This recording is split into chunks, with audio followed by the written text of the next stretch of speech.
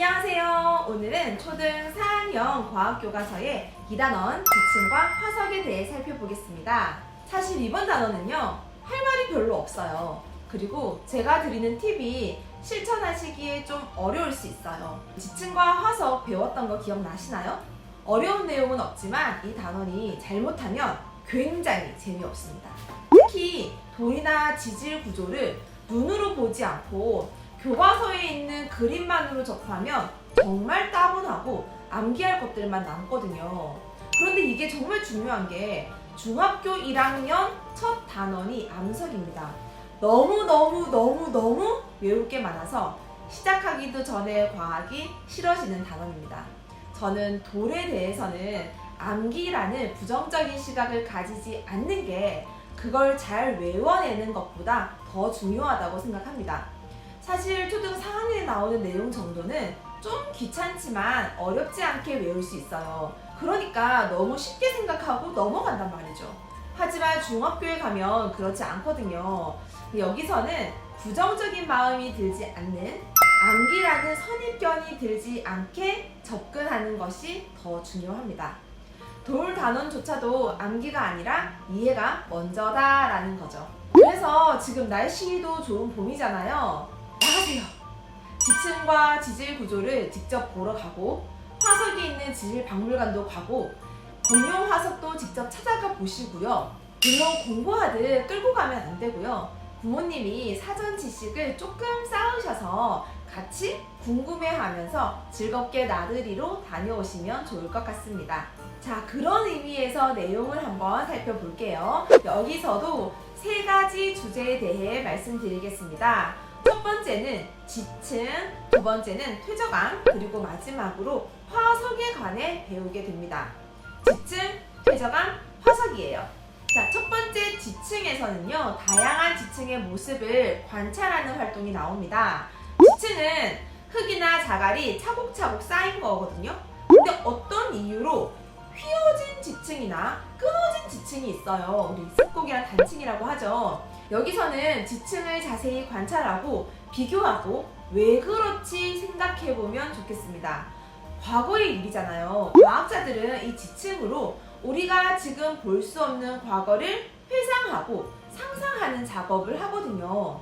지층은 왜 이렇게 층층이 줄무늬가 보일까? 모든 산은 이런 지층이 나타날까? 왜 어떤 곳은 휘어지고 어떤 곳은 끊어졌을까? 지층이 끊어진 것을 단층이라고 한다. 휘어진 것을 습곡이라고 한다. 미는 힘이 작용했기 때문이다. 이런 사실들만 외우는 게 아니라 이렇게 끊어지기 위해서는 어떤 방법이 있어야 했을까? 라는 질문을 던지고, 아, 이렇게 되려면 이런 방법밖에 없었겠구나. 이런 걸 생각해 보는 겁니다. 이게 비슷해 보이지만 굉장히 다른 접근법이에요. 여기는 줄무늬가 휘어졌어. 왜 휘어졌지? 이렇게 접근하는 것과 이렇게 휘어진 지층을 습곡이라고 해. 양쪽에서 미는 힘이 작용했기 때문이야. 라는 것은 굉장히 다른 접근 방법이죠. 그리고 지층이 만들어지는 과정이 나오는데요. 지층은 바다에서 만들어집니다. 근데 이 사실을 잘 까먹어요. 왜냐하면 주로 산에서 관찰되기 때문이거든요. 그래서 물이 온반한 자갈과 모래가 무거운 것부터 순서대로 쌓여. 그리고 단단하게 굳어진 지층이 만들어져. 이런 게 아니라 왜 지층은 바다에서 만들어질까? 산에서는 만들어질 수가 없나? 왜 바다에서 만들어진 지층이 산에서 발견될까? 이런 질문으로 아이가 생각을 하게끔 유도해주세요.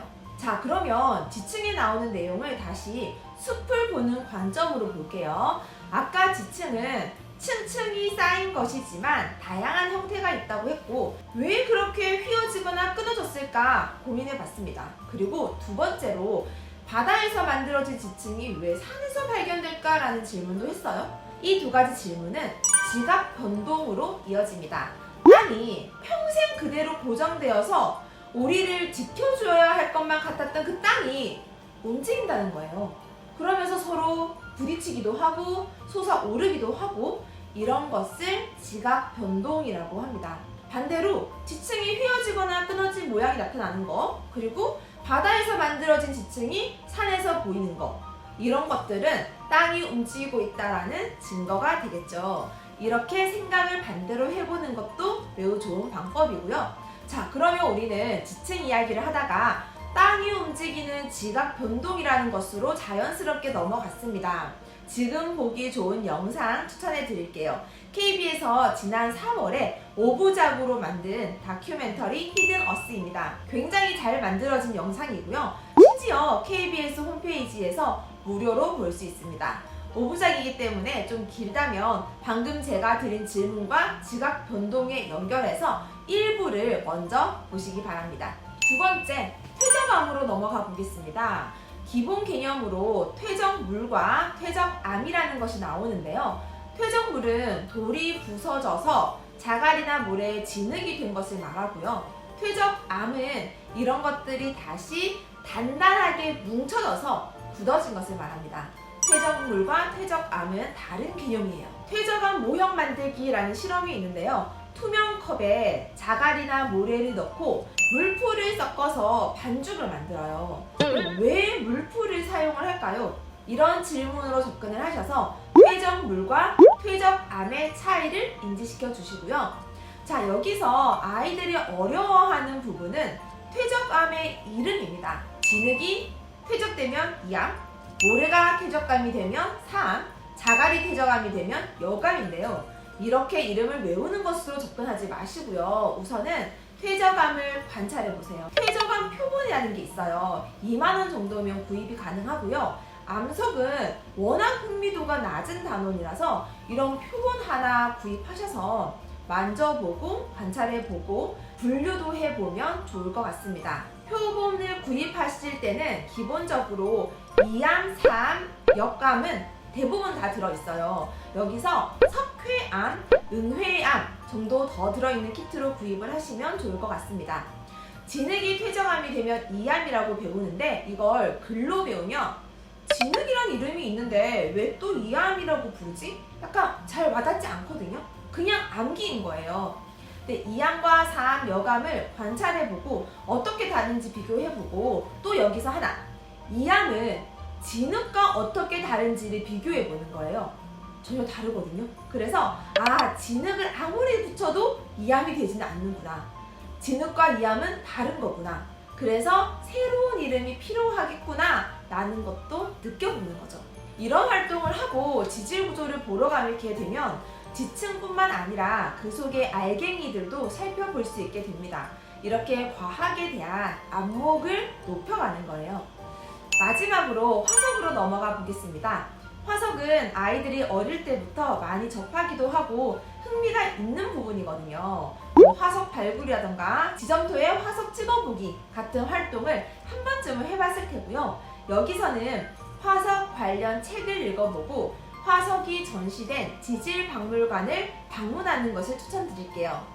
보통 과학책은 아이들 독서 수준보다 낮은 책을 권하는데요. 이렇게 익숙한 주제나 어렵지 않은 내용에서는 과학책의 글밥을 조금 높여줄 수 있는 기회입니다. 공룡뼈 화석처럼 생물의 몸체가 화석이 된 것은 어릴 때부터 많이 접했어요. 하지만 화석에는 공룡 발자국 같은 흔적 화석도 있고요. 똥 화석도 있습니다. 그래서 흥미를 돋울 수 있는 과학이 된 흔적 똥 화석 추천드리고요. 조금 글밥이 있는 책이지만 흥미로운 이야기라 충분히 읽을 수 있을 것 같습니다. 똥화석을 읽고 지질박물관에서 진짜로 똥화석을 발견하면 얼마나 즐겁겠어요. 그리고 두 번째로 공룡의 부활입니다. 이 책은 작년에 슬로우 리딩에서 교재로 썼던 책인데요.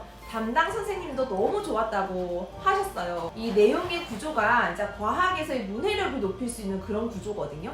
다코타라는 공룡이 땅속에 묻혀서 화석으로 발견되었는데 그 다코타의 화석을 발굴하고 연구하면서 과학자들이 어떻게 과거에 일어난 일을 논리적으로 상상해 나가는지 그 연구 과정을 볼 수 있는 책입니다. 저는 이런 책이 참 좋은 것 같아요. 두 권 모두 과학자들이 어떻게 연구를 하는지도 볼 수 있고 또 논리적으로 추론한다는 것이 어떤 것인지 간접적으로 경험할 수 있는 책입니다. 다음은 제가 정말 아끼는 책입니다. 그랜드 캐니언 지구에서 가장 거대한 협곡이라는 그림책인데요. 보는 순간 소장하고 싶은 욕심이 나는 책입니다. 회적과 지층, 지각 변동, 침식, 그리고 해적암과 화석, 다양한 생태계까지 모두 담은 책이고요. 우리 오늘 주제랑도 되게 많이 맞닿아 있죠. 한 페이지를 소개해 드리자면 이렇게 등산을 하면서 삼엽충의 화석을 발견했어요. 다음 장을 넘겨보면 삼엽충을 보면서 과거 이 지역이 바다였던 장면을 상상합니다. 이렇게 현재와 과거가 이어지는 이런 장면들이 너무 좋았던 책입니다. 이런 것들이 결국 과학자들이 연구하는 한 모습이잖아요. 곳곳에 자세하게 살펴볼 내용이 많기 때문에 찬찬히 시간을 들여서 음미해 볼 만한 책입니다. 마지막으로 공룡을 좋아하는 남학생들이라면 이런 DK 책도 한 권쯤 집에 소장하고 계시면 좋을 것 같습니다. 가볍게 살펴보면서 지질 시대로 자연스럽게 확장해 나갈 수도 있고요. 생명의 탄생이라든지 진화 이런 주제랑도 엮어질 수 있는 책입니다.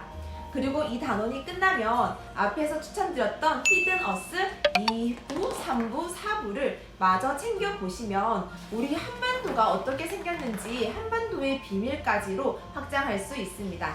오늘은 초등 4학년 2단원으로 엄마표 과학 포인트를 짚어드렸습니다. 도움이 되셨다면 좋아요, 구독 눌러주시고요. 저는 또 다른 영상으로 뵙겠습니다. 감사합니다.